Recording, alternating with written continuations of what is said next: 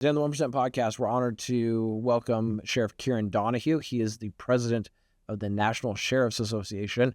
He is from right here in Idaho, the first ever sheriff from Idaho elected to this position.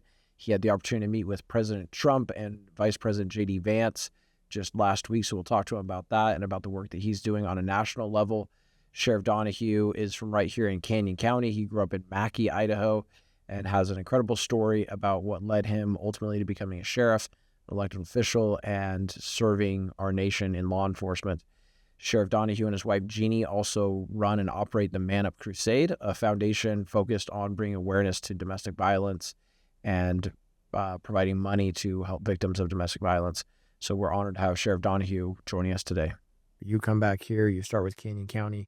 What were some of the struggles, things that you had to work through? Obviously, you worked your way up to being the sheriff now. What were kind of some of the milestones or benchmarks along the way? So we're building like crazy, new construction, new people coming here.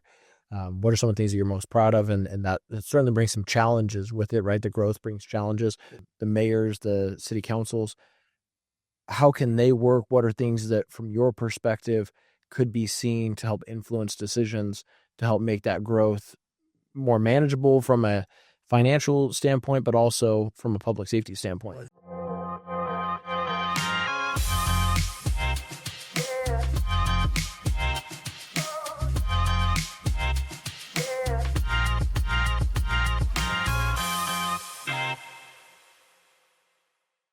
Sheriff Donahue, thanks for being here with us today. Well, thank you for having me. Yeah, appreciate it.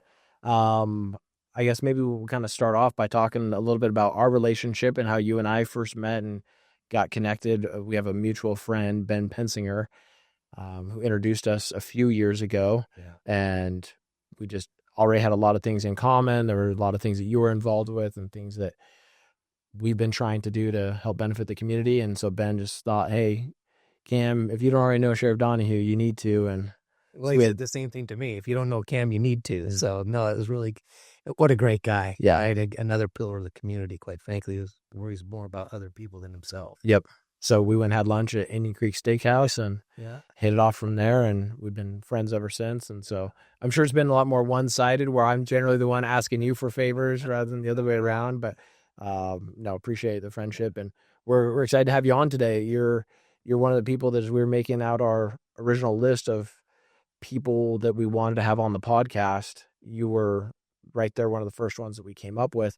And the whole premise of the podcast is that we wanted to help inspire people, really of any age, but a lot of our target audience is young adults, young people coming up, deciding what type of career they want to go into, and really learning how to achieve anything at a high level. So we call it the 1% podcast, not just for, hey, how do you become the top 1%? How do you become the best at whatever it is you choose to do? But also on the premise that I believe in the aggregation of marginal gains. If you can just do little things to improve yourself, your situation, your role, your family, your relationships, whatever you're involved with, if you can make a conscious effort to get 1% better at things every single day, that in the end, you got massive changes. And so that's really what we're about. That's what we wanted to do, and that's the message we want to bring to people. And seeing all the things that you've done to help not only Canyon County, not only to help the state of Idaho, but the other things that you're involved with in Man Up Crusade. So we want to jump in and get into all those things and hear from you about the decisions that you've made in your life or things that you've done that you've noticed that have helped lead to that. To start off, we want to get to know you a little bit. I love diving in and getting to know people's background. Talk to us. Where did you grow up? Your parents, your family, what was that dynamic like? Brothers, sisters? Talk to us about the early years of your life. Well, I'm very fortunate because I had the idyllic childhood. I'm a native of Idaho. I grew up in the Big Lost River country, which is Mackay. So where people know where Mount Bora is. Oh, yeah. Our ranch sits 6 miles below it. So we're right in that mountain range. I'm a fourth generation of that ranching family and mining and those Irishmen that had come out to the west. I have an identical twin brother, Kevin. And so we were down the totem pole, so to speak. There's only one boy below us. Our mom and dad were extremely hardworking ranch people. My dad had built several ranches and sold and moved on and so on and so forth. But I had, there was 7 boys and 2 girls. And one of the boys had passed away by the time I was born, but just, accidental stuff. Yeah. So we grew up, relatively poor, if you will. I mean, but we had everything. Yeah. People say that, and raised our own food and raised cattle and got to live in cow camps during the summertime. My dad was an association rider, so we were always in a cow camp somewhere and riding horses and working cows and climbing the hills. And so we really didn't, we had an idyllic childhood when we look back. We were so blessed. Didn't do a lot of sports because, at where I was at, we had to work a lot. So we didn't get to do a lot. I think some of the other kids got to, Kevin and I really didn't. But, we grew up, it was a small school, small town. And of course we got ourselves in a lot of mischief over the years. Yeah. Caused my poor mom a lot of aggravation. But we then, when we graduated, Kevin and I didn't go into college like a lot of kids do. We went actually underground in the hard rock mines. So up there in that country, silver and lead, and I worked in the gold mines on the Yankee Fork River. And but a lot of accidents, broken back. I broke my back under there, and a couple of years later broke my neck and an cave in, and kind of forced me out of the mining industry. And Kevin was kind of the same way, and then he kind of went into the structural steel, connecting it in the ironworks, where I went a different path.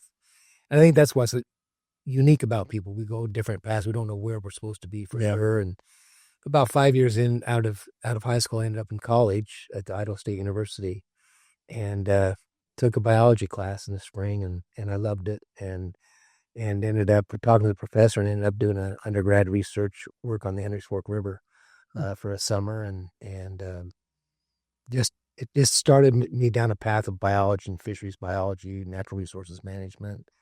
Thought that's where I'd going to go, and did a couple years of that, 2.5 years, I think, there. And then my wife at the time was finished her pharmacy degree there, and then joined the Air Force, which I loved that fact. And traveled the Air Force, and ended up in Alaska, and finishing my undergraduate degree at the University of Alaska. But I also became a scientific diver for the Institute of Marine Science. So I was a scuba diver on the Exxon Valdez oil spill. And so, which was a fascinating adventure in my life. For 2 years, I dove that. And very few people got to experience that in the Northern Pacific. And I think, for me, I'm very tuned into what God has. He has plans for all of us, and sometimes we don't know those plans. So I was kind of struggling as to where do you want me to go? And it's very kind of an emotional thing for me because it took me so long. But I was a diver, and I'd been offered a master's degree at UCSB in Southern California. But then politics stepped in, and bureaucracy, and we'd risked our lives on that ocean, living out there and doing extraordinary things. And Exxon settled, which was fine. But the federal judge put a gag order on us scientists for 25 years that we had to bury our data. We couldn't talk about it. And I'm like, well, that's not science. That's bureaucracy. Yeah. So I was so disenchanted. I left biology. I came back to Idaho. I guess I worked for biology for a little while longer with the Forest Service on some great studies up in Rapid River, up on the Little Salmon, but then I thought, too much bureaucracy, and I walked away and started training horses full time. I'm a cowboy at heart, and I went back to my roots. So worked as a training horses for starting colts and performance horses and trail horses for 10, 12 years, and I became a clinician. I traveled the country teaching. I'd love to pass on the gifts God gave me. Yeah. And he just gave me a knack to do that. And ultimately ended up, it's a crazy story. I don't know why anybody wouldn't want to hear it, but it's a crazy story. Do we want to hear it? My twin brother he's had cancer since we were 18, and still alive, but still suffers from it. But always put extraordinary challenges in front of himself to concentrate on the cancer, away from the cancer. And he became a professional bullfighter in rodeos at the age of 36 years old, got his pro card, and started fighting bulls. And we had a brother that rode bulls for many years. And ultimately, he asked me to help him run a professional bull riding tour. So I became the CEO of the bull riding tour. That he was my partner. I had 2 other partners. And so I traveled the West for 3 years, putting on productions, developing bull riders for the PBR and other the high level bull riding sport. And I thought things were going great. I met my wife, Jeannie. I was divorced, about 10 years after we were married. I was divorced from my first wife, but met my wife, Jeannie, now of 27 years. We met training horses, and she's my life partner. And She's amazing. She's amazing. Thank you. We have 3 daughters together. And she said, you probably need to get a real job. I said, I've got a real job, honey. I'll travel the country. I'm putting on bull ridings and helping young people. And she goes, no, really, you should get in law enforcement. And I'm like, I had 2 brothers in law enforcement. They did well. I said, but I don't think that's my path. And she goes, no, I think it's your path. And here's God's intervention. Again, I said, I really don't think so. And ironically, my best friend, because when I went to Alaska the first time, I met him. He was a state trooper. And he's a very famous detective in Alaska, state trooper, Irishman out of New York. And he called me and said, I've retired, and now I'm a federal game warden. And why don't you come to work for me? And I'm like, well, you're out of your mind. I can't do that. And he goes, no, you can. I said, Jim, I broke my back twice, my neck twice. I'm broke to pieces. I can't even get through the academy. He goes, no, you can get through it. And Jeannie's like, this is what God wants you to do. And I'm like, okay. So I shipped out to Alaska and on a cold February day and started the academy in Alaska, police academy, just like we'd have here in Idaho. And I can tell you very in-depthly that on the 3rd night of my academy, I called Jeannie and I said, I've found where God prepared me my entire life. I'll never do anything else. And that was 20-some years ago. And that's how I got into law enforcement, because her urging me to follow what God was calling me to do, but I wasn't listening. Yeah. So did you stay up there in Alaska? Yeah, I stayed up there for a little over a year as a federal game warden. I had 4 of us covered 1.5 million acres. We were very remote. It's a very dangerous job, and Jeannie had no desire to live there. So she raising 3 little kids here, and ultimately, Canyon County Sheriff's Office started recruiting me, and I came down and tested, interviewed, and they took me on. So I left Alaska and came down here. I've been with Canyon County ever since. Okay. What year approximately was? 2004. Okay. Like I went to work for Canyon County okay. as a obviously as a deputy. Yeah. And so you guys come back here, you start with Canyon County. What were some of the struggles, things that you had to work through? Obviously, you worked your way up to being the sheriff now. What were kind of some of the milestones or benchmarks along the way? Yeah, I came here and the way we did our policy, you come in new, you work at the jail. And it's like, well, I'm a patrol certified guy and been on my own, for over a year in Alaska. But so I went to work in the jail, and I realized that it's an incredibly deep place to work. It's a hard place to work. It's a hard job. When you're a jail deputy, you spend most all of your time inside the walls. Yeah. In a jail. And yet there's a lot of information in there, and people who are having the worst days of their lives that have made some of the worst decisions you could make. But there's information we need from them. And it was in there that I got word about an actual Sinaloa cartel assassination of a person here dealing drugs for the cartel. And an informant came to me, and so I passed that to the sheriff, and we worked that case, and I worked that case as inside, and then we actually got this guy, and it was literally an execution. He came here for the sole purpose of executing this man in our county. Wow. And so ultimately I moved into detectives. The sheriff saw some talent, I guess, and wanted me to work detectives. And so I started working people's crimes. And you see the underbelly of the worst things in society, right? Patrol, you see things, but you go from one call to the next call to the next call. Yeah. When you're working these cases for months on end, you have to get very deep into the evidence and the testimony. And some of the worst cases I ever worked were in that first period of time. One of the worst domestic violence cases I'd ever seen to this day was I was a detective for 2 weeks, and I got the call. My partner and I went out there, and this lady went to the hospital, and she was beaten extremely badly. And when we sent officers to the residence, the guy was still covered in her blood and said that he'd been butchering rabbits. That's how calloused he was. And he'd beat her in every room in the house. He'd beat her unconscious, and then when she'd wake up, he'd beat her unconscious again. He broke nearly every bone in her face, and she's still with me to this day. I still talk to her at times, but she's a victim forever.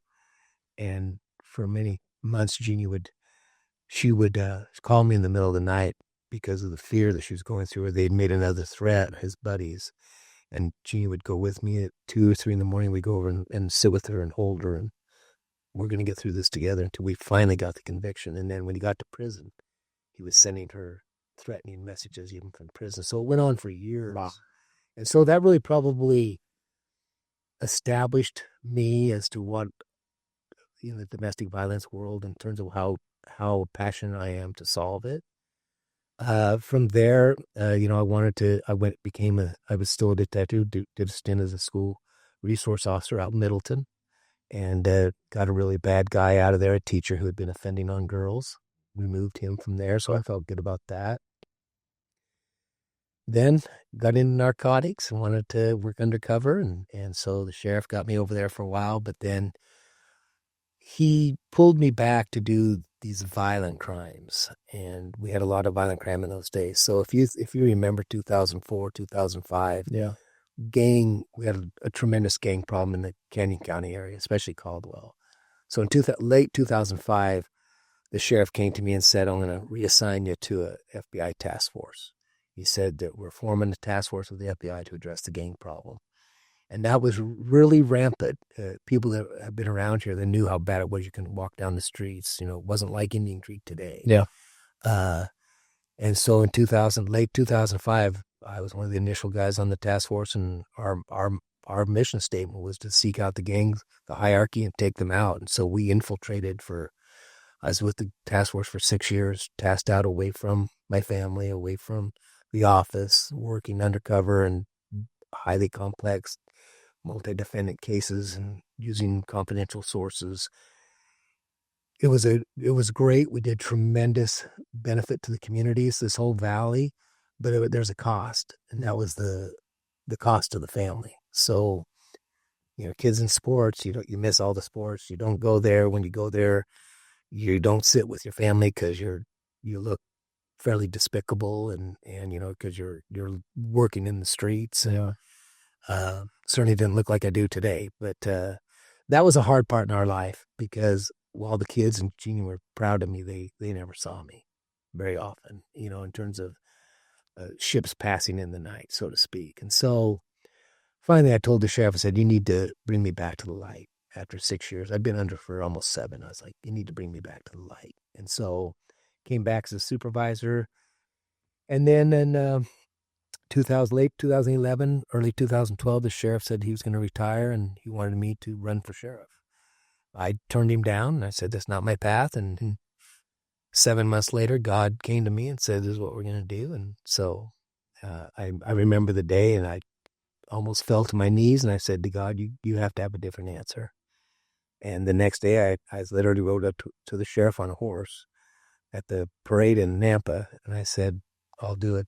I'll run for sheriff. And that was 2012. So I took office in 2013. Well, she's been serving there now for almost 12 years. 13 years now. 13 years as sheriff, so my 4th term. So the people have elected me 4 times to be their sheriff.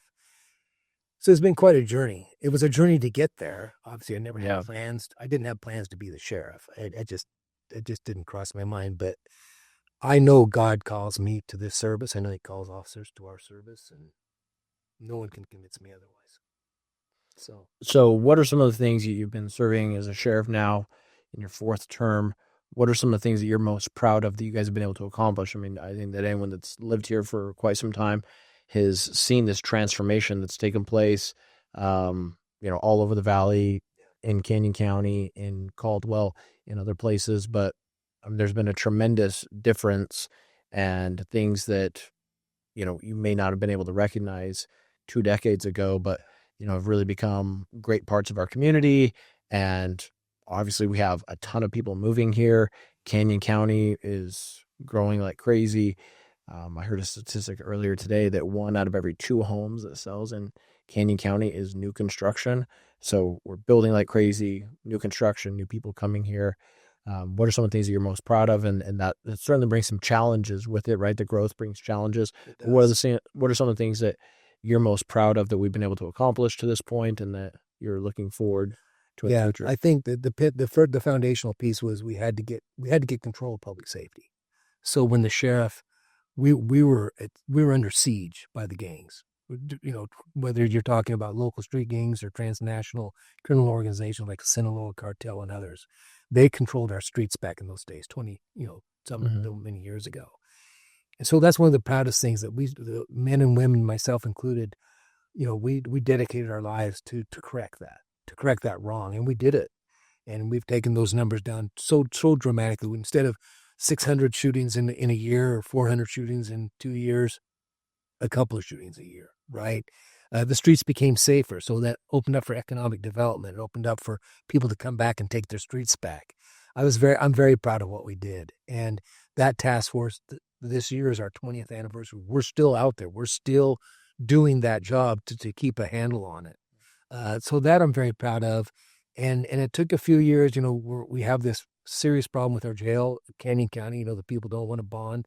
I don't think we need to bond for jail. I think we need to have legislative action to do a local option tax to create a funding source, so not the property owners like you and I are paying for it all. Yeah. I think we make great leaps and bounds toward that. I've done a lot as the legislative chairman for the sheriffs here in Idaho. I've testified a lot. I think we've made movement. I'm very proud of what we've done in the legislative, in the House, right? In the House and the Senate. We've made the sheriffs very recognizable down there.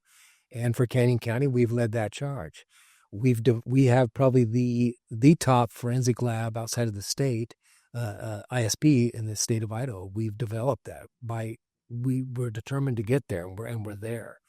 In terms of another thing, that when we look at public safety, we had to correct the continual decline in recruitment and the decline in retention of law enforcement officers.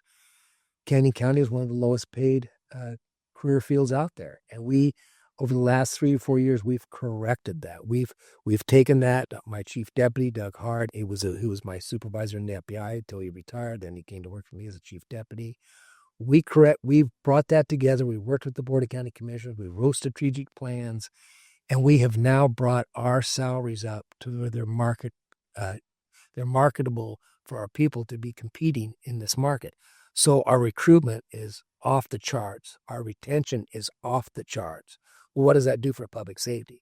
It brings consistency, experience, knowledge, and some of the best in the industry are working for us. They want to come to work for Canyon County. Yeah, we're not a training ground anymore. Yeah. And so I'm extremely proud of that, because not only are our men and women making a living, right, but they're providing a service to the community. And those challenges you brought up, this growth is extremely challenging to us. We need more officers on the street, which we're trying to get, but it's all through finance. Yep. And then just imagine you're an officer on patrol and you've got a call comes out and you've got to get to it's trying to get through all the traffic to respond to that call. Yeah.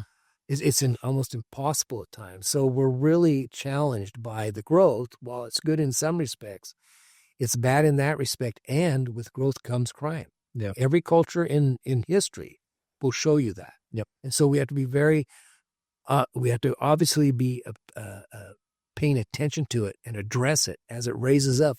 We have to be able to address it. That takes funding. That takes tax dollars.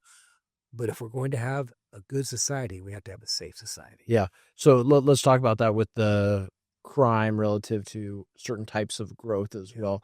What are the types of growth that you see as being beneficial? What are some of the other ones that bring more problems with it? I know this is kind of maybe an unpopular topic to bring up because some people don't want to say that, hey, certain types of densities or growth brings negative consequences, right? Like I'm a believer that you need all types of development, right? Like we can't just have one sole type of development, whether that's on either end of the spectrum or anywhere in between, but that you need a variety of growth.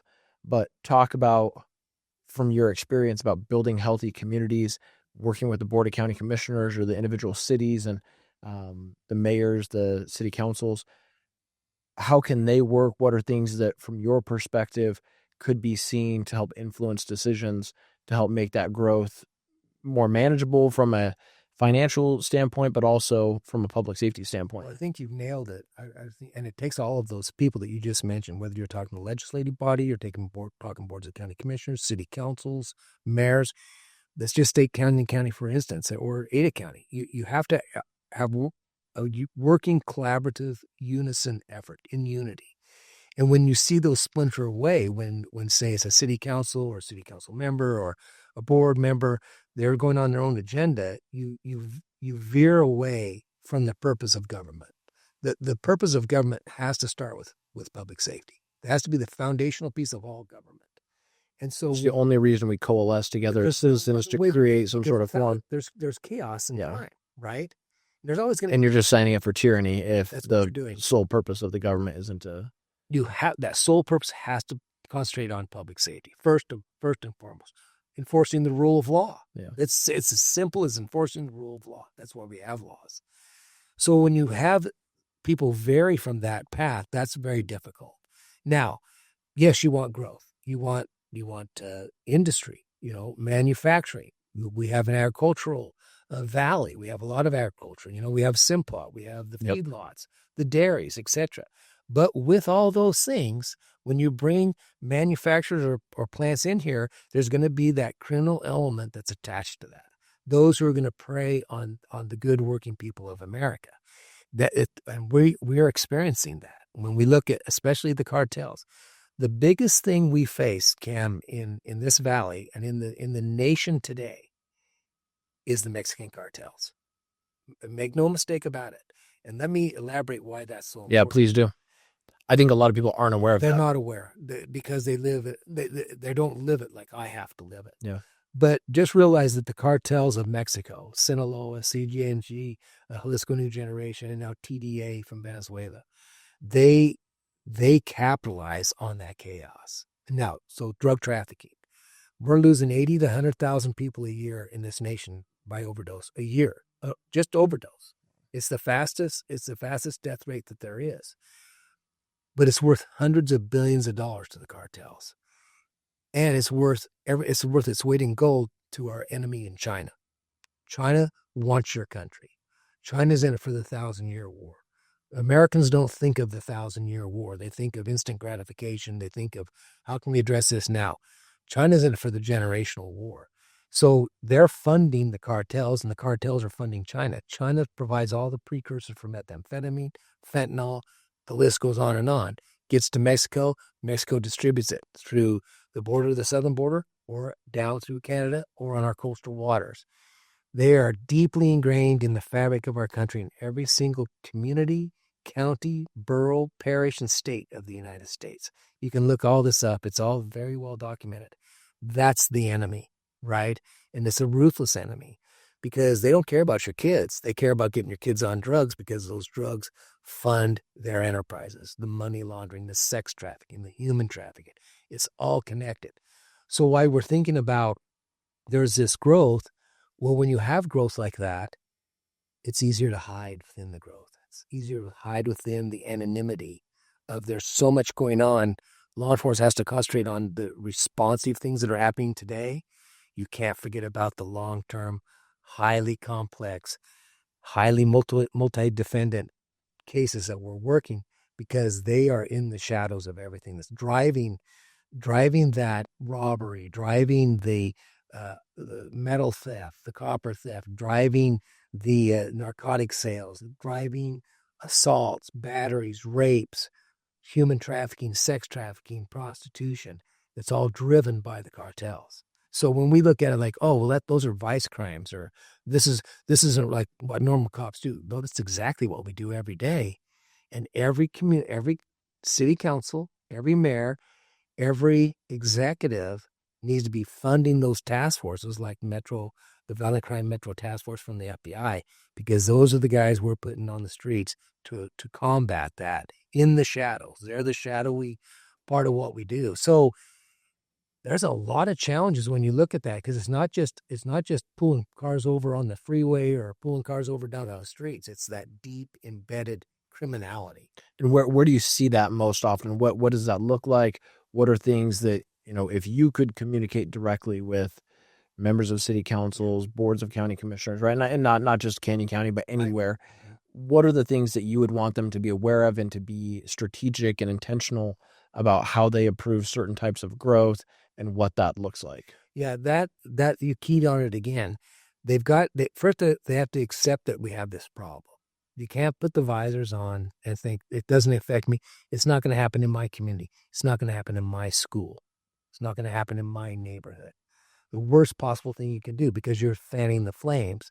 And so when they're not allocating money toward equipment, surveillance, vehicles, right down to SWAT vehicles, they have to be doing that, because that's part of our arsenal to fight this criminality. When you look at the growth aspect, you can't just have growth of manufacturing, growth of housing developments without infrastructure. And infrastructure, in part, is not just roadways and pathways and sewer and electricity.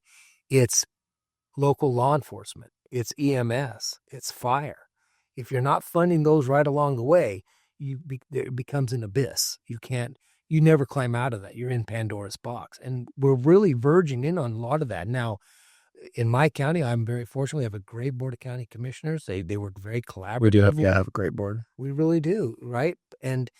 But you can't isolate. You can't live in vacuums. That whether you're an agent, whether you're a city council or a board or whatever, you can't say, well, that they're doing great things, that's fine, but this is what we're going to do. You have to open those doors and walk through them with each other at all times. You have to have that communication. And sometimes that's missed. And people concentrate on, well, I'm just going to take care of this city. You can't just take care of this city, because we're interwoven. And so it's impossible. And I've heard for many years, even when I was a task force officer, well, there's no gang problems over here in Boise. Well, that's idiotic. To think that is idiotic. You think they just hold in one place, and they don't, obviously. No. The borders mean nothing. Just like our Oregon border. The stuff that we get from Oregon, from Eastern Oregon, is catastrophic to Western Idaho. Catastrophic. Because, of course, the leniency of the legislative body and the governor in Oregon is far different than conservative Idaho. Yeah. But those drugs pass right through. The criminality passes right through. And it's really hard to address. So governments can't exist in a vacuum. You have to have a whole of government approach. And you have to we're not going to agree on everything, but we have to agree that rule of law and infrastructure and public safety have to be the first three pillars of what we're going to address. Now, you serve as the 84th president of I want to make sure I get this right, National Association of... It's the National Sheriff's Association. National Sheriff's Association. What do you do in that role? How does that association work? What are some of the initiatives and things that you're trying to bring awareness to and to work with the other sheriffs around the country? And what benefit do you feel like that gives you in adding to your perspective here in Idaho? You're the first ever sheriff from Idaho to serve in this role, if I'm not mistaken, right? You are correct. It's been around 84 years, obviously. It was started in Ohio originally, but we represent all 3,081 sheriffs in the country. So a sheriff is a constitutional officer. A sheriff is elected by the people. So much different than the chief of police. Yeah. We are not appointed. We are elected by the people, and only the people can remove us from office, right? Every 4 years. Yep. And so that makes us very unique. And we're also the highest ranking law enforcement officer in our jurisdiction. So no one outranks me as a law enforcement officer in my jurisdiction. So that makes us very unique.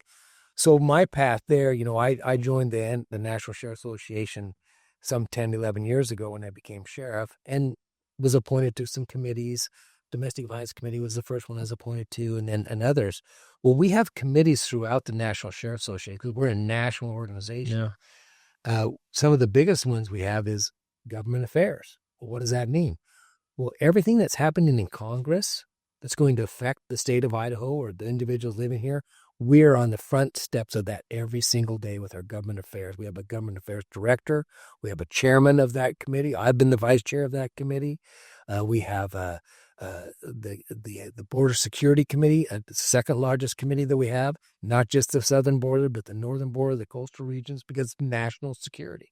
So we're working in Congress. We have a full-time lobbyist. We have a director that they all live in D.C., and everything that's coming out of Congress, we're involved with. So when you're talking about bills that we've been pushing hard on social media platforms to work better with law enforcement, the Take It Down Act that was just passed by the president on Friday, or signed by the president on Friday, that was we were there, represented. The president asked us to be there. Yeah, talk about that. You got to make a trip to Washington D.C. You had to be in the White House. You were present. Talk to us about that and that experience and what that was like. That's my role as the president of the National Sheriffs, but because we deal in this, Mr. Trump asked us to come, my executive team, our executive committee, to come to Washington and to visit with him in the White House. He had made a promise in his first 100 days he would have us there, and he did so. And because we pressed him pretty hard before he became the president. Yeah. What are you going to do? I wrote the letter. Yeah. And he said he'd have us there. So, we were able to go, and by his invitation, it was an incredible experience. I'd met Mr. Trump 2 times before when he was first in office, but nothing like this. He pushed the press out, said they're not coming in. It's going to be us. And so we were escorted into the West Wing and then escorted into the Oval Office, into the hallowed grounds of our nation. And it was a very surreal experience for me personally, because, as I say, I'd met him, but nothing like kid this. Coming from Mackay, Idaho. Mackay, Idaho, a ranch kid. And, he came into the room and we looked at each other, and he sat down and nodded to me and I nodded to him, and I walked over and shook his hand and introduced myself, and that's how it started. And his staff had asked me to say some words on behalf of the sheriff, so he gave me time to do that. And then, and you want to take in the whole room. You want to spend hours in there, but you don't. But then he said, I'd like the sheriffs to stand here with me while I signed 3 executive orders. And so he had me stand to his right shoulder and my vice president to his left shoulder. And he signed those orders, he explained them. And then one of the, I don't know why if this would be important to other people, but he got done signing them with his unique signature. And he capped his ceremonial pen, and he turned and looked over his right shoulder to me. He said, why don't you take this one, Sheriff?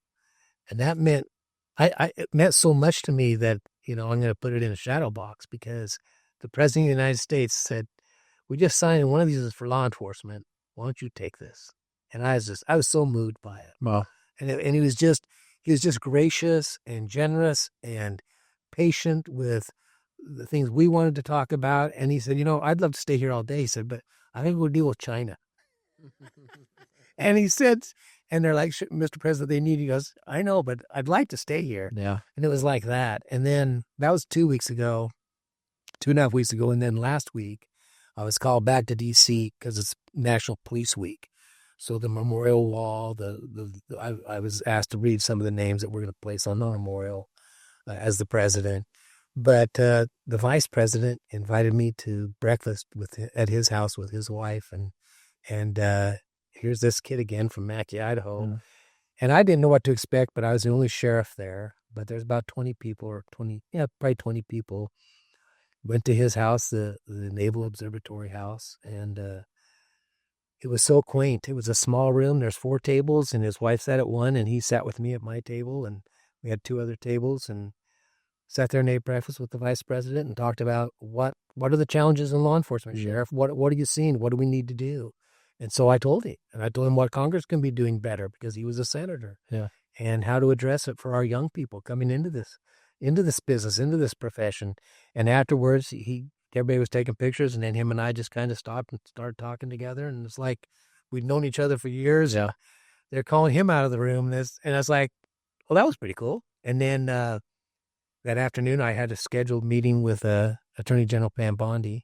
So we had a round table at the Eisenhower building in the Indian Treaty Room.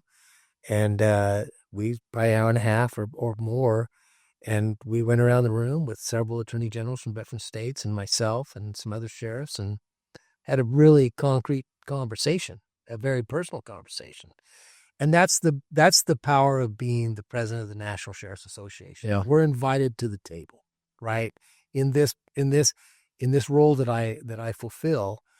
And the importance is, it's not just for the nation, it's for the state of Idaho. It's for Canyon County. It's for Ada County. I represent the people of Idaho in this role, but I also represent the United States. And so it's an incredibly hard job. It's been a really, really demanding year as the president. And I've been, obviously the first vice president. Yeah. So it's very demanding, but it's very fulfilling because we're literally bringing issues to the table that we as Americans are going to deal with every day. If something passes in Congress that's anti-law enforcement or that's going to cause us problems, we got to be there fighting for it, fighting for our people, the people we serve. That's amazing. Thank you for your service. We appreciate it.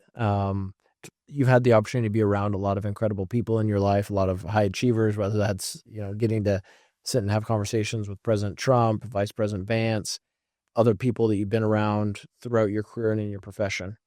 You see people every day that make really poor choices that wind them up in a not good spot.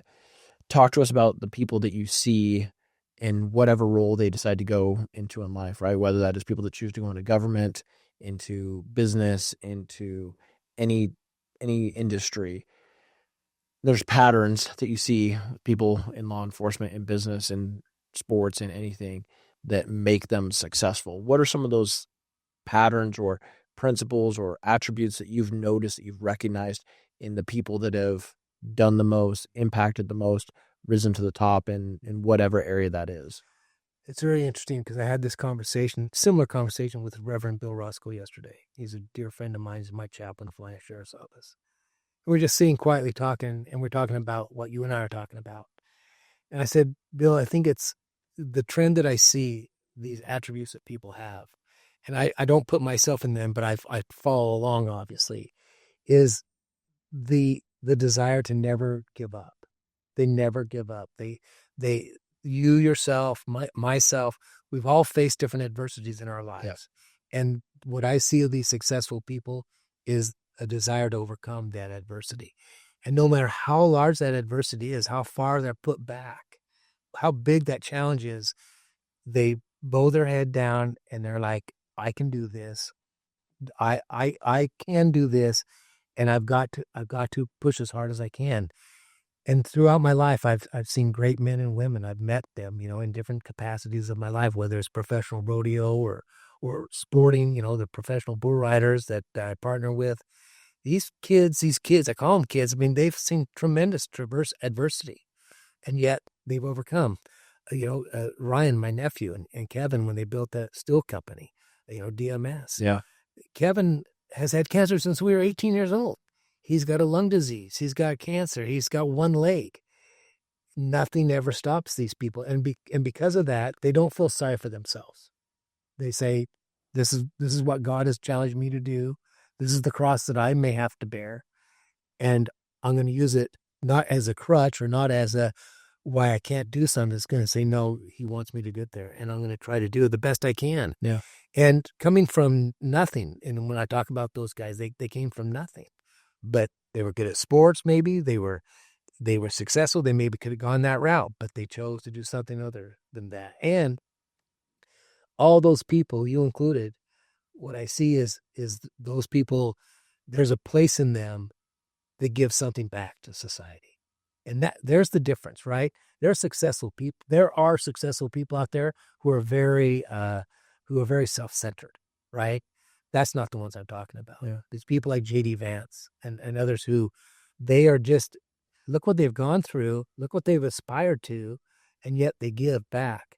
And I think that's the true mark of a good human being. And I look at my life and say, how could I possibly be? And I'm just a servant, right? I tell people all the time, I'm a humble servant, because I made a ton of bad mistakes, a ton.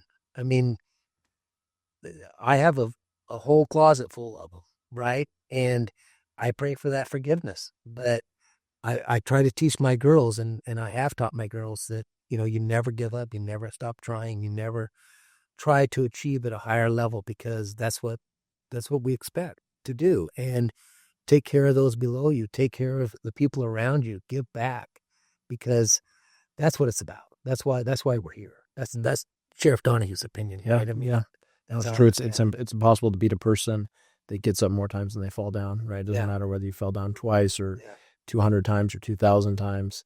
If you keep getting up one more time after you fell down, you're always going to win. And talking about that perseverance, that no matter what happens to you, I'm a big believer. We were talking a little bit earlier about missions and mission presidents, and I was fortunate enough to have a mission president made a big impact on my life. And one of the things that he taught me, he said that 10% of life is what happens to you, and 90% is what you make of it.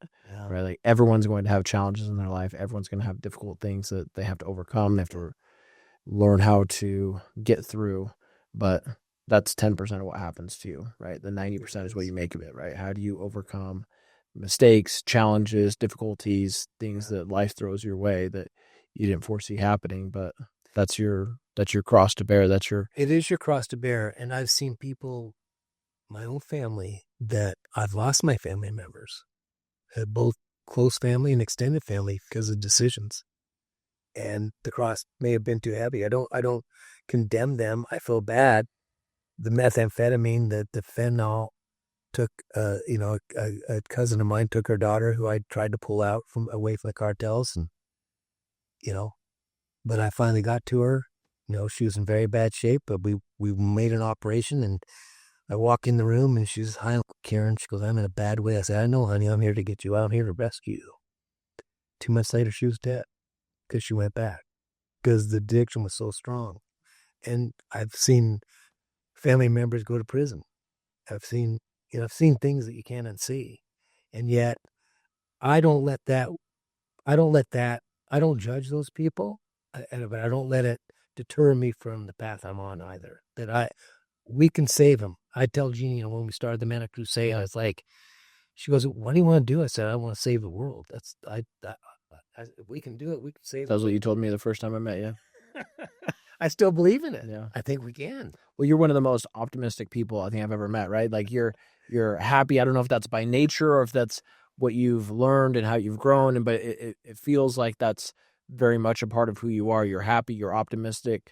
Anyone that meets you and shakes your hand, like you always have a big smile on your face and you're always pleasant and happy. My wife tells me I need to smile more because often I'm, too busy thinking, I forget to smile. But anyone that meets you, you have this pleasant aura about you. You're overwhelmingly optimistic.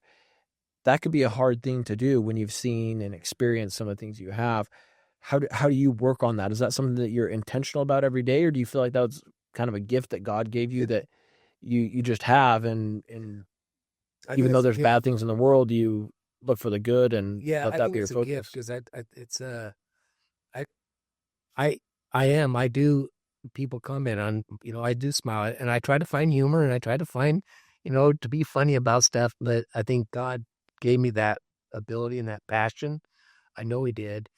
And there are terrible things that I've seen and experienced that, I'll be very candid. I don't talk about the monsters come every night. When I'm alone in my head, I'm a totally different person. I feel bad for Jeannie, because the nightmares are there every night. And I try to keep them at bay in that realm and not let them come out in the day. And I think that's the trade-off for me. I think God gives me that. You're going to deal with them at night, but in the day, you got to be that guy leading, carrying that banner, carrying that flag, and we're going to charge this hill, and we're going to defeat evil. And so I probably never spoke about that on a podcast or anything else, but it's true. Yeah. And the older I get, the more I recognize it. And so for me, it is about being as a leader, right? I mean, I've got to be experienced. You as a leader, you're a great leader. I've got to become a leader in my industry and beyond, because God gave me the ability to do it.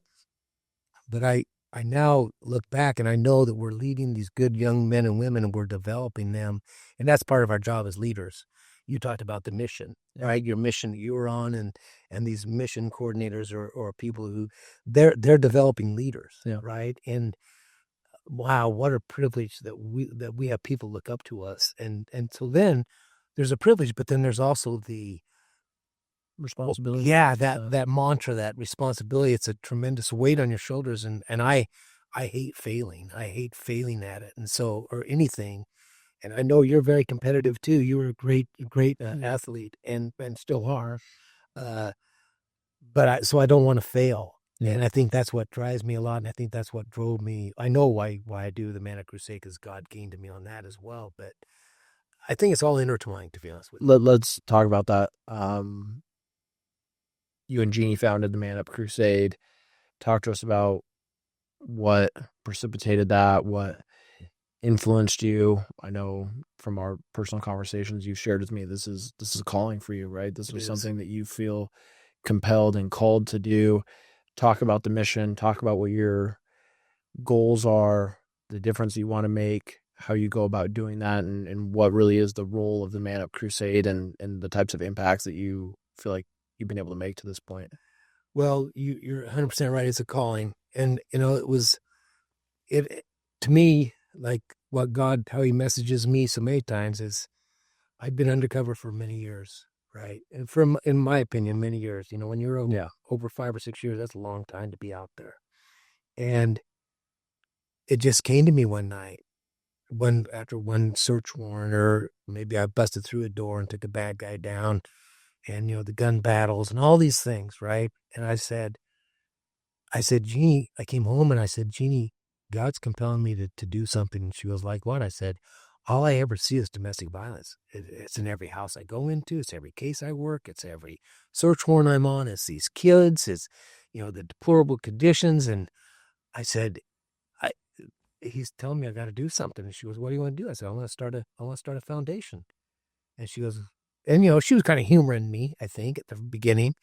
And she goes, what do you want to call it? And I said, I want to call it the Man Up Crusade. And she goes, why? I said, because I want people to stand up and do their damn job. I want them to do their job and be a man and do the right things. And she says, that's a lot what you're asking. I said, I know, but I said, I want to do a foundation where we'll call it the K. Donahue Foundation. I said, look what Susan G. Komen did. She had the courage to talk about breast cancer. Yeah. I said, we can have the courage to talk about domestic violence. And so Jeannie says, okay, I'm in. I said, I want you to be the executive director. We'll form a board. We formed a board. We applied for our nonprofit status, 2012, and formed the board. I'm still the chairman. Jeannie's still the executive director. But she goes, how do we want to do it? I said, I want to partner with rodeos.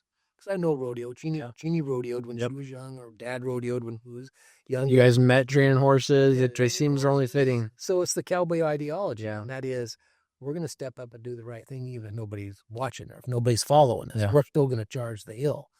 And she really liked that idea. So we stayed here in Idaho the first year, partnered with Colorado Night Rodeo, and did a little bit with Snake River Stampede, but they really weren't interested and still haven't been interested. I don't know why, to take on this thing. But the first 2 years we said, look, let's make it simple. We're going to partner with the rodeo committee.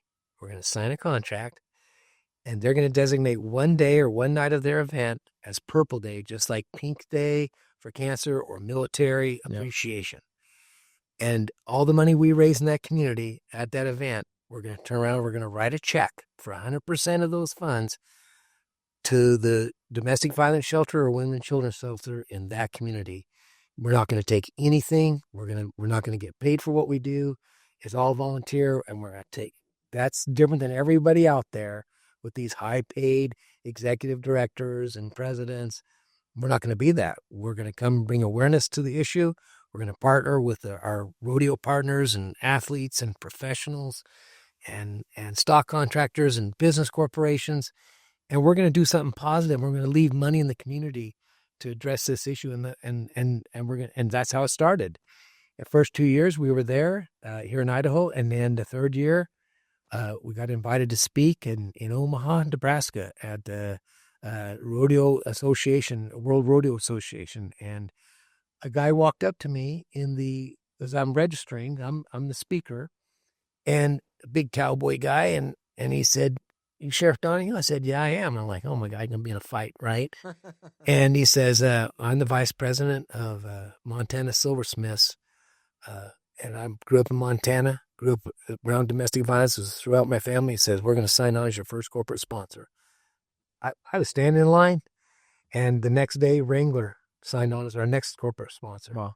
And so from that point, that was 10 plus years ago, and we've grown from Idaho to 16, 17 states across the nation.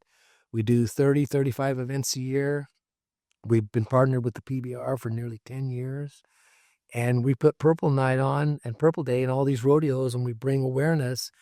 And through our ambassador programs, through Jeannie's efforts, she is the rock solid.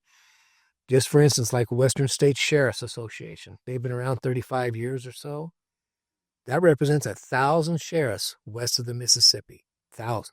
Oh.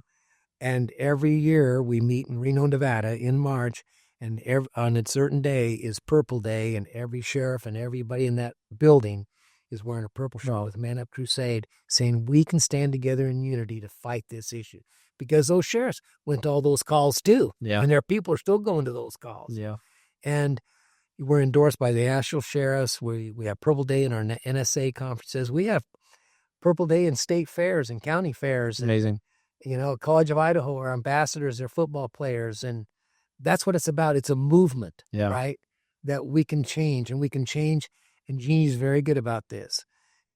If we can change the next generation of children, we can change the world. Yeah. And I know we can. Yeah. But we got to get to those kids, because people my age, your age even, we're not going to change, right? Those type of people, they're set in stone.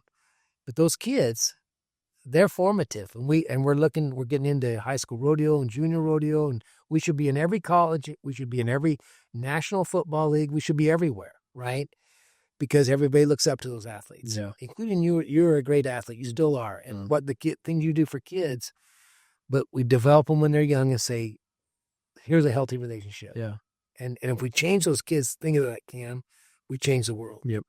Could not agree more. That's right. Where's that? Yeah. The mission of helping and influencing and impacting young people is where you and I first connected, right? Because it's important to me. It's important to you. Yes. And, here we were both kind of doing it in our own separate ways, right? I was doing it through athletics. You were doing it through your Man Up Crusade. We both have purple, by the way. My Warriors football club, our colors are black and purple. And so, you and I connected on that right away. But it's important to us. And we were fortunate enough to get to come out to the Caldwell Night Rodeo last year. We brought our team from American. We'll show the pictures on the actual podcast when it's post. But we were fortunate enough to bring a large number of people from our team. We brought a lot of people from my Warriors club there, and it was awesome. You and I were able to get a picture together with Jeannie and my wife Melanie and the kids and some of the people from our company. But really just being part of something bigger than yourself, right? Like finding ways to give back and to influence and to realize that if you can change a kid's life, you're going to make an impact on the rest of the world, right? And I firmly believe that the biggest thing that the world needs is strong young men. Yes. Right? We need strong young men. We need strong young women too, but I feel like there are more strong young women than there are strong young men. Yeah. And people like you and I need to do whatever we can do to help make a difference in their lives, to help create opportunities for them to learn, but also to model examples of what that can and should look like through relationships, through being mentors. I hug all the kids that I coach. I tell them I love them. Like, they come to my house. Like, it's important to me that they know and see and feel that they're loved and that they're cared about, and that the way that you live your life and that making a difference on other people's lives is important.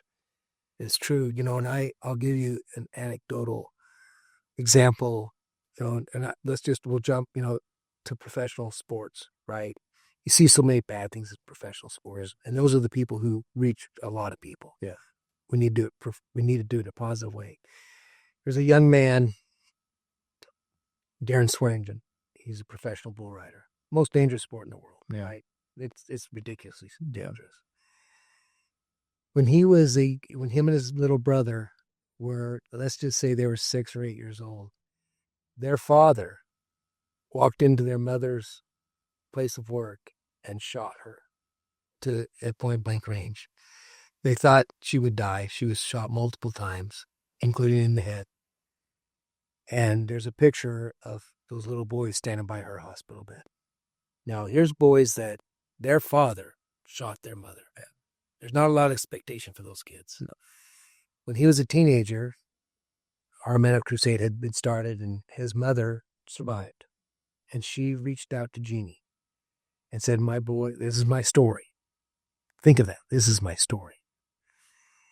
And my boy is riding steers and junior rodeo stuff and wants to be a bull rider. And he wants to know if we can put your Man Up Crusade logo on his chaps. So, and Jeannie, well, of course you can. Fast forward, not just a few short years, we met with him at a PBR. He'd gotten to the top level. He didn't just stop at high school and didn't go to college. I believe it was 2 years ago.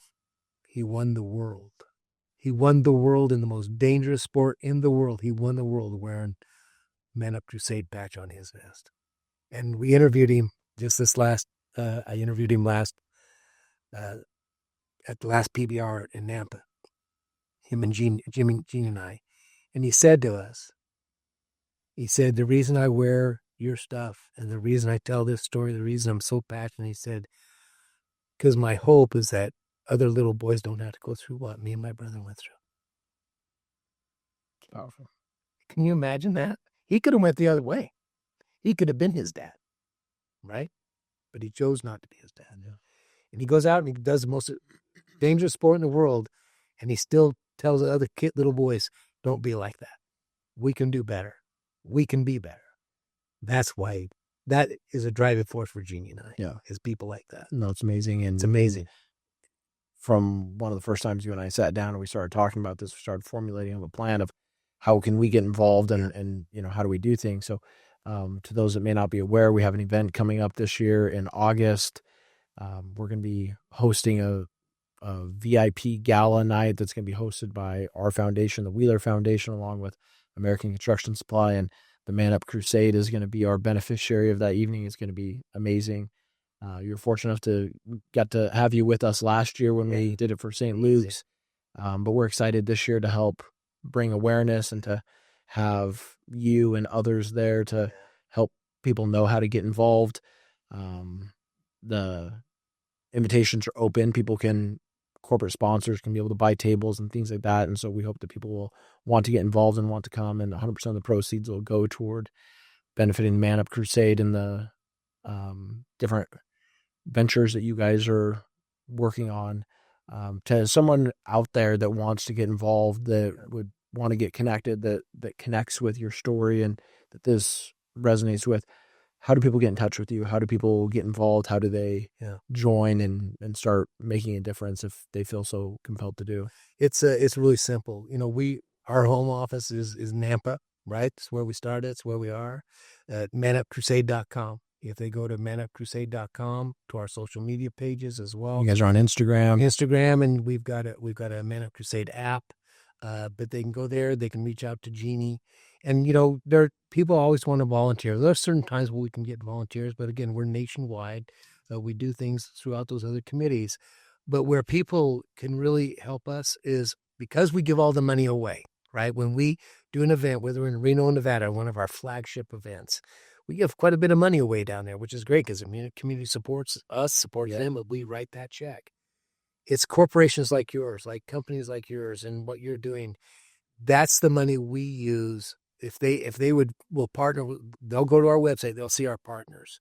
You can become a partner with the Man Up Crusade, as a corporation, as a company, as an individual, and help finance our efforts, because that's what we use for the operating capital. Okay. Because we don't take salaries, we don't pay all these other monies, but we use it to get down the road. We use it to establish ourselves in another state, make a presentation, to spread that word. That's where my brilliant lack of business sense really hurt us, because Jeannie kind of let me come up with a business plan, and she's right. I'm an idiot, but we give all the money away, which is great. Yeah. But we do have to have that financial backing, and we have some really great partners. We now have Cinch jeans and shirts. That's a Cinch shirt. They're a great partner, just like Wrangler was. We just went ahead and Cinch does a lot of things with kids. And so companies, like any company, though, can be a partner, and whatever they can help us partner and give us a sponsorship, gets us down the road and gets us to be able to spread this message and develop more and more opportunities to tell the stories. Well, it's a blessing to us to get to partner with you guys. Oh, it's our a blessing. pleasure, and so we appreciate it. One of the last things I want to hit on before we finish up, one of your gifts is being able to connect with people. I think that's one of the things that I first noticed about you is your ability to be able to connect with people as individuals, but also to be able to network and to connect with other people. To young people, to someone that doesn't understand the value of that, could you share maybe some of your experiences with finding connections, relating to people, building relationships, and how that plays such a huge role, whether you're in your role as sheriff, president of the National Association of Sheriffs, Man Up Crusade? How does building relationships and connecting with people make a difference in your life and in anything you're trying to accomplish? I think it's crucial. I think it's, again, foundational piece. People say, well, you can speak to anyone, you can speak on television, and I can. But I've had a lot of years of experience. But I think the first thing people need to do to develop those relationships is not be afraid to go have a conversation. Don't let the prestige of someone that you want to go meet with bar you from that door. Yeah. They're a human being, and they got there just like you and I, right? They had to climb a ladder. And so the first thing I say is, don't be afraid to go talk to somebody. They're just people. Yep. And I think that's the first thing for our young people to realize. And then do as much as you can in public speaking. Get out there where you can make a presentation, where you want to go meet someone and say, I want to do this in my life. But it's really about how do you unify and bring the networking? That's the first step, is not be afraid to go network. And then realize that when you're networking, your word is your bond, right? When you shook my hand, I knew instantly what this man is about. And you did me too, because we grew up in that era. And to never, ever go back on your word and tell them, I can or I can't do that. Yep. But the networking is crucial, whether it's in law enforcement, whether it's in business, whether it's in helping youth and young people. Here's the bottom line. You know this as well as I. None of us can do this by ourselves. None of us can do it standing alone. We have to have unity. We have to have collaboration. We have to have partners and network. From one network thing leads to the next network thing. You may not know that person 5 rungs up, but you're going to, or over laterally, but you're going to get there because of, this. And if you treat these people with respect, they're going to treat you with respect. Follow through with what you say. And I think that's really the foundational piece. But networking is critical. We just can't do it by ourselves. It doesn't matter. Like for law enforcement, that's why I talk about task forces. They're force multipliers. Any kind of sheriff's office can't do it by themselves. No. But we have the FBI and the probation and parole, and we have called police department, and we have all these partners. Now we and you make the relationships work. State prosecutors, United States Attorney's Office, and when I was inaugurated, that was one of my pillars: is unity. We have to unify. We have to come together to win and survive and to create a better world. We have to come together. We can't live in those vacuums. So networking is the complete opposite of that, is a complete opposite of that vacuum aspect. You've got to network.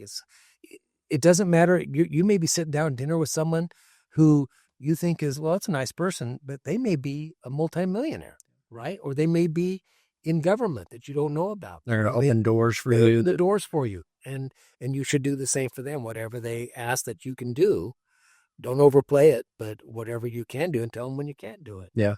And a guy told me one time, he said, and I tell it to my staff, to my executive staff, my commanders, he told me, I kind of did him bad, and he says, I'd rather pay the money and know the man.